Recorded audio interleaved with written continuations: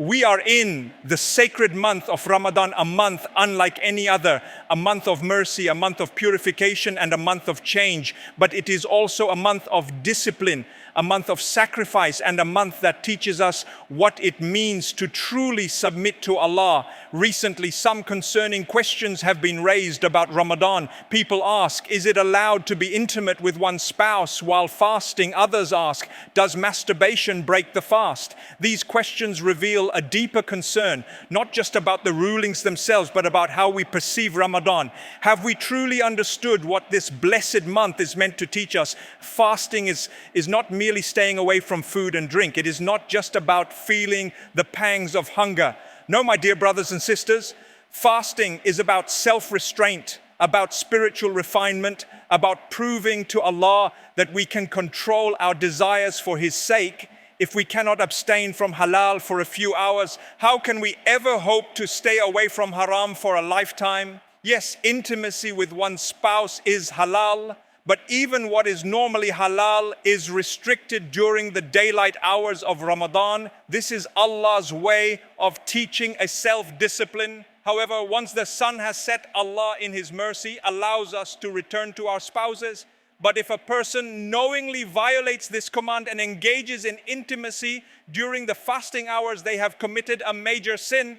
The consequence of this is severe. They must fast for 60 consecutive days as an expiration. Can you imagine 60 days without a break? This alone should make us reflect on how serious it is to break the sanctity of Ramadan. And then there are those who ask about self-indulgence, such as masturbation. My dear brothers and sisters, the answer is clear. It does break the fast, and it requires qada, making up the missed fast.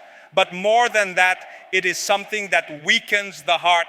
It is a habit that pulls a person further from Allah. Ramadan is the month of taqwa, consciousness of Allah. So how can we seek nearness to Him while indulging in desires that take us further away? This is why Ramadan is not just about rules. It is about transformation. It is about learning saber patience. It is about understanding that we are not slaves to our desires. We are slaves of Allah. When we feel the hunger, we are reminded that our risk comes only from high. When we hold back from our spouses, we are reminded that self-control is possible. When we lower our gaze and purify our thoughts, we are reminded that the greatest satisfaction is not in fulfilling desires, but in pleasing Allah. So my dear brothers and sisters, instead of asking what is the minimum I must do, let us ask, how can I maximize my rewards in this blessed month?